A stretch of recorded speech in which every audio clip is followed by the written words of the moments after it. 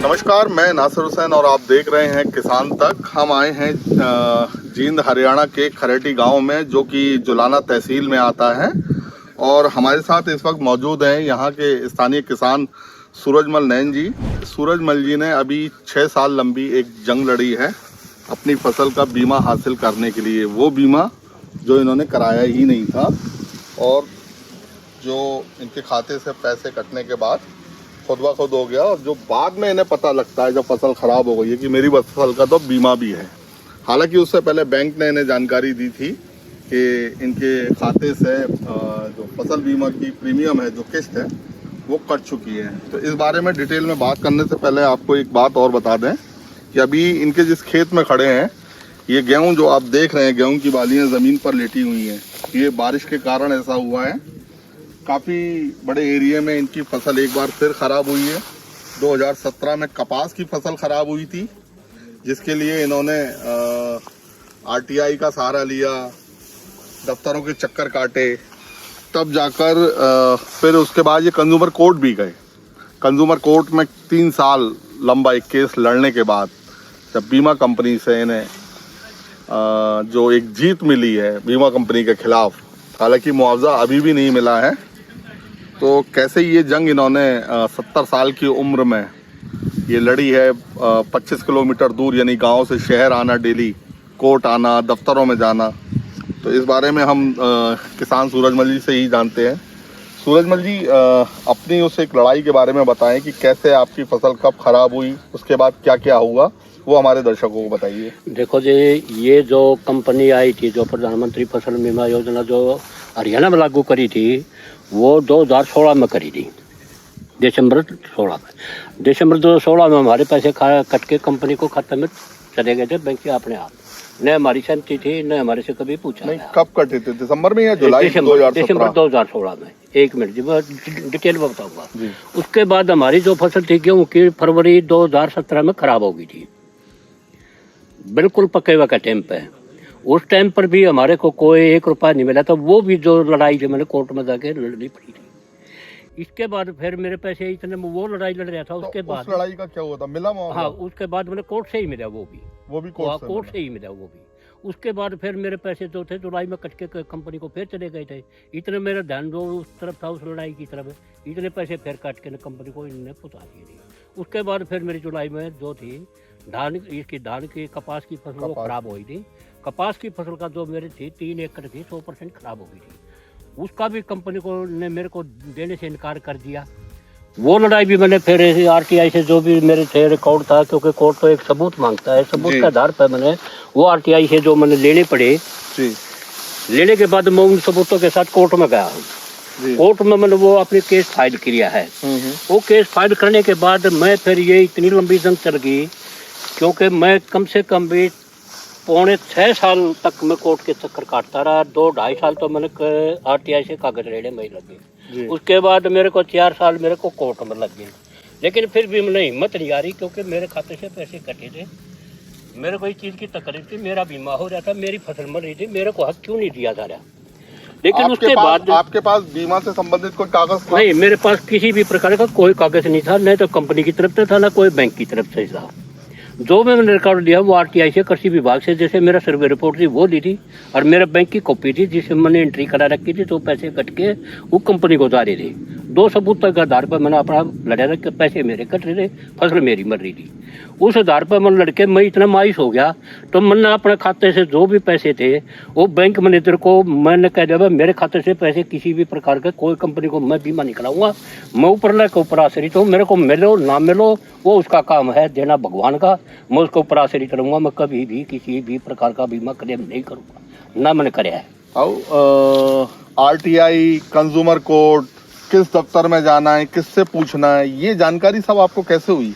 ये तो देखो जी, जब आदमी कहीं प्रताड़ित होता है न, उसको भगवान ही रास्ता दिखा देता है, भाई तो इस तरफ चल। जब मैं इस तरफ पर प्रताड़ित होया तो मैंने पहले ही पता था भाई कोर्ट को तो कोई कागज देना पड़ेगा। तो सबूत मांगती है कोर्ट। सबूत मांगती है कोर्ट। सबूत देने के लिए मैंने RTI कृषि विभाग में लगाई थी, भाई मेरा जो सर्वे हुआ उसकी सर्वे की रिपोर्ट दी। उनने जो मेरे को सर्वे की रिपोर्ट दी वो भी प्रथम उसमें द्वितीय अपील में जाके मिली थी। दूसरी अपील में जाके, मतलब 1 से 1.5 साल बाद। हाँ, 1.5 साल के करीब में जाके वो मेरे को मिली थी। इतना लंबा मेरे को चला दिया। उसके बाद मैंने बैंक से लेने की करी थी, मेरे को लिख के दे दो भाई, तुमने जो पैसा मेरा काटा है।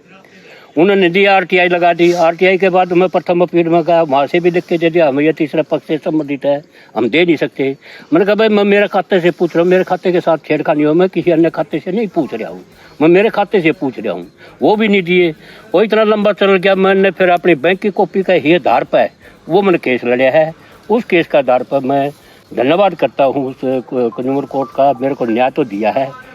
चलो कोई न, देर से ही मिला तो है। इसके लिए वकील भी किया आपने? हाँ, मैंने वकील भी करना पड़ा। कंज्यूमर कोर्ट जाना, कृषि विभाग के दफ्तर जाना, बैंक जाना, आप शहर, ये सब तो शहर में होंगे, आप शहर से कितनी दूर रहते हैं? ये मैं कम से कम भी 30 किलोमीटर है मेरा गांव जो है शहर से, और वहाँ मेरे को जाना पड़ता।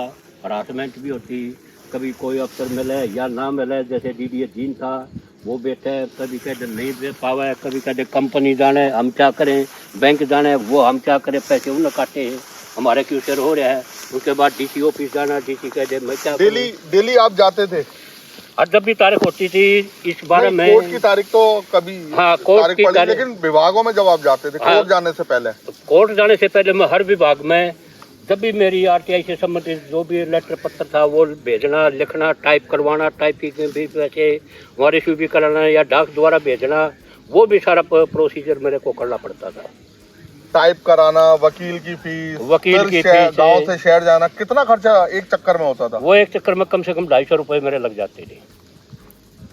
और इस दौरान खेत की देखभाल रखवाली? चलो वो तो बच्चे थे घर पर देख लेते जो भी था, लेकिन कई बार तो घर के भी कह देते कि इतना लंबा हो गया, क्या मिलेगा, छोड़ तू क्यों खामखा पागल हो रहा है, हरासमेंट। कौन कहता था ये बात? ये हमारे घरे वाली कह देती थी। मतलब ताई ये कहती थी कि कहाँ इतनी लंबी लड़ाई लड़ रहे हो, छोड़ो सर, सिस्टम है खराब है, क्यों धक्के खावा है, के मिलेगा है, छोड़ दे तो इस बात को। लेकिन मैं तो सिर्फ इस बात की जद्दी बता, कभी कभी बच्चे भी कह देते बाबू रहने दे, छोड़ दे, मिलना कुछ नहीं, क्यों धक्के खा रहा है। लेकिन मैं तो इस बात में था कि भाई मेरे पैसे कट रहे। ये ताऊ जो हमारे हाथ में है, ये आपके जो मुआवजा दर्ज हुआ था उसका कागज है? हाँ, ये RTI से जो मैंने जो सर्वे रिपोर्ट थी विभाग की, ये भी आपको RTI से मिला था। हाँ, ये भी मेरे को वैसे नहीं दिया ना, नहीं, ये RTI से दिया था मैंने, सर्वे रिपोर्ट है। ये जो कंपनी के देख रहे हैं, ये जो मुआवजा दर्ज हुआ, क्लेम जो दर्ज किया गया, ये उसका कागज है। इसमें साफ साफ लिखा है कि आपकी 100% जो फसल है कपास की वो खराब हो चुकी है, लेकिन बीमा कंपनी, जैसा किसान सूरजमल जी ने बताया, मानने को तैयार नहीं थी। तब जाके RTI से इन्होंने ये कागज हासिल किया। ये कागज भी इनको नहीं दिया गया, जबकि खाते से पैसे बिना इनकी सहमति के कट गए। तो ताऊ, उसके बाद जब केस चल रहा था कोर्ट में लगातार, तो इस दौरान भी आप RTI डाल रहे थे? हाँ, इसके दौरान भी मैंने RTI डाली थी, जैसे बैंक का डाली थी। बैंक की मेरी बहुत लंबी थी, क्योंकि मैं द्वितीय अपील में मैं केंद्रीय सूचना आयोग में गया था। वहाँ से केंद्रीय सूचना आयोग के बाद भी 1.5 साल के बाद तो मेरी हेयरिंग की तारीख आई है। राज्य सूचना आयोग? हाँ, राज्य सूचना आयोग का नहीं था ये, क्योंकि जो बैंक है ये केंद्रीय सूचना आयोग में है। अच्छा, सेंटर का डिपार्टमेंट है, इसलिए केंद्रीय सूचना आयोग में जाना। ताऊ, ये एक कागज आपने दिया है, इसमें लिखा है कि, अच्छा, आपका बीमा किस कंपनी से था? ये बजाज एयरलाइंस कंपनी के साथ। जबकि जो कागज आपने दिया है हमें, इसमें साफ साफ लिखा है, ये एग्रीकल्चर डिपार्टमेंट ने RTI में आपको जवाब दिया है कि बीमा कंपनी बजाज एयरलाइंस के बीच कोई समझौता या एग्रीमेंट उनका नहीं हुआ है। ये क्या मामला है? ये मामला कृषि विभाग का जो डायरेक्टर, जो निदेशक, जो पंचकुला बैठता है हमारा कृषि विभाग का, उन्होंने लिख के दिया है ये मेरे को। ये साफ नट रहे, हमारा कोई एग्रीमेंट नहीं है और पैसे हमारे खाते से कट रहे हैं। आपको कैसे पता लगा आपका पैसा काट के बजाज कंपनी को दिया गया है? ये पैसा जब मैंने मेरे बैंक की कॉपी की एंट्री कराई, उस टाइम पर पता चला मेरे 4702 रुपए कट रहे। मैंने मैनेजर से संपर्क कराया, भैया मेरे पैसे किस लिए कट रहे हैं? ये तेरा फसल का बीमा हो गया। मैंने तो कंपनी को लिख के दिया, नहीं को तेरे को दिया, नहीं बीमा कैसे कर दिया? मैंने तो ऊपर के आदेश है, मैं उनकी कॉपी दे दो आप मेरे को, आदेश दे दो। उन्होंने कहा हमारे पास कोई कॉपी नहीं, मेरे कॉपी नहीं तो तुम काट कैसे रहे हो? फिर आरटीआई में दी? ये तो आरटीआई से मिलने के बाद मैंने उनसे ही दिया है। तो है मतलब जो भी कागज आपको मिला है आपकी फसल बीमा से संबंधित वो आरटीआई से मिला? हर एक जो कागज है मेरे पास सारा आरटीआई से लिया हुआ है, कहीं भी वैसे मेरे पास नहीं है, सारा आरटीआई से संबंधित लिया हुआ है। आपने जो कागज दिया है उसके मुताबिक एक जगह कंपनी ने ये कहा है कि आपको इसका मुआवजा नहीं दिया जा सकता। ये कागज है, इसको अगर हम देखेंगे तो ये जो लिखा है, इसको मैं अपने साथी से कहूँ जरा एक बार फोकस करके दिखाएं। तो इसमें जो लिखा है कि बारिश के कारण खराब हुई लोकलाइज क्लेम, ये थोड़ी सी मतलब बड़ी असंभव की बात है। ये कंपनी जो है किसान के साथ एक बड़ा भारी धोखा करती है। जब भी इनको देने का टाइम आता है ये अलग अलग बहाने ढूंढती है। कभी इस चीज का देना, कभी उस चीज का नहीं देना। जिस चीज का देना ये नहीं कहेंगे इस चीज का नहीं देंगे, हम तेरे को उस चीज का देंगे। किसान को सिर्फ उड़ाने के लिए है। जब एक बात तो आप बताओ, जब एक गाड़ी का इंश्योरेंस हो गया वो अपना इंश्योरेंस का क्लेम कर सकता है। और ये क्या कहते हैं कि लोक लाभ क्लेम में नहीं आता। तो लोक लाभ क्लेम में क्यों नहीं आता? जब मेरी बारिश से खराब होगी, फसल तबाह मेरी होगी, बीमा मेरा कट गया और किस चीज का देंगे? ये सिर्फ एक किसान को गुमराह करने के लिए, धोखा में देने के लिए ऐसा करते हैं। जबकि जब कोर्ट ने आदेश दिया है तो कोर्ट ने भी माना है कि जो इनकी फसल खराब हुई है वो इनका दावा ठीक है और इनको मुआवजा भी मिलना चाहिए। मार्च में तब किस तारीख में कोर्ट ने आदेश दिया है? 13 मार्च। 13 मार्च को कंज्यूमर कोर्ट, जो जींद की कंज्यूमर फोरम है, उसने 13 मार्च को ये डिसीजन दिया है कि सूरजमल जी की जो 3 एकड़ कपास की फसल खराब हुई है, जिसके लिए कंपनी ने तमाम बहाने लगाए, बजाज एलायंस कंपनी ने, कि इनको मुआवजा नहीं दिया जा सकता, उस पर कोर्ट ने फैसला दिया है कि सूरजमल जी को मुआवजा उनकी 3 एकड़ खराब फसल का दिया जाए। अभी तक इनके पास ना तो मुआवजे की रकम पहुंची है, ना ही जो बीमा कंपनी है बजाज एलायंस, उसने किसी तरह से इनसे कोई संपर्क किया गया है। तो ताऊ ये बताएं कि जब बीमा कंपनी से ना तो रकम आई आपकी, ना भी संपर्क किया, आप क्या करेंगे? आप अभी देखो 1 महीना का कोर्ट ने उसको कंपनी को समय दिया है जी। 1 महीने तक तो मैं उसके बारे में अपने चुप हूँ। वो ना मेरे से संपर्क करे है ना वो करेंगे। इसके बाद मैं 1 महीने के बाद मैं दोबारा से, अगर मेरे खाते में पैसे नहीं आए तो मैं दोबारा से कंज्यूमर कोर्ट में एक एप्लीकेशन फाइल करूँगा। बाप ने इनको बाध्य कराया था 1 महीने के अंदर मेरे को क्लेम देने के लिए। इन्हें मेरे को किसी भी प्रकार का कोई क्लेम नहीं दिया है अब तक। इनके ऊपर दोबारा से कार्रवाई की जाए। 2017 में जब ये घटना आपके साथ हुई कि फसल खराब होने पर भी और बीमा कराने के बाद भी मुआवजा नहीं मिला, तो क्या उसके बाद दोबारा आपने बीमा फिर कराया? नहीं, मैंने नहीं कराया। हम तो एक बात तो सोच के ना अपने संतुष्ट हो गए, क्योंकि हमारे जो बुजुर्ग थे उस टाइम पर भी काल पड़ा था। उस टाइम पर कोई मुआवजा का भी सब प्रावधान नहीं था। वो भी अपना जीवन व्यतीत करके, मैं ऊपर के ऊपर अपना जीवन आश्रित करके, उसके ऊपर विश्वास करके आज भी मेरी फसल सारी तबाह हुई। लेकिन मेरे को किसी भी प्रकार का कोई बीमा नहीं कराऊंगा, मैं बिल्कुल भी नहीं कराऊंगा। ये धोखेबाज कंपनी आती है, सिर्फ किसान को लूटने के लिए आती है। इनका मकसद एक ही होता है, किसान को सिर्फ लूटने का। उस वक्त जब आपने बीमा कराया था तो पैसे आपके कटे थे 4,702 रुपये 3 एकड़ के। उसे मेरे से कोई संपर्क नहीं किया था, अपना आप बैंक ने काटे थे। और अब वो रकम प्रीमियम की बढ़ चुकी है, हालांकि आपने बीमा नहीं कराया है, और वो रकम अब प्रीमियम की बढ़ चुकी है। बड़े जो कितने करो, मैंने कराना नहीं। भगवान देगा, भगवान के ऊपर आश्रित हूँ। मेरे को कोई वो नहीं है, ना मैं हताश हूँ। प्राकृतिक का नियम है, प्राकृतिक ने जो मेरे को देना कभी फेर देगी, अब नहीं तो फेर देगी, ना मैं मायूस हुई।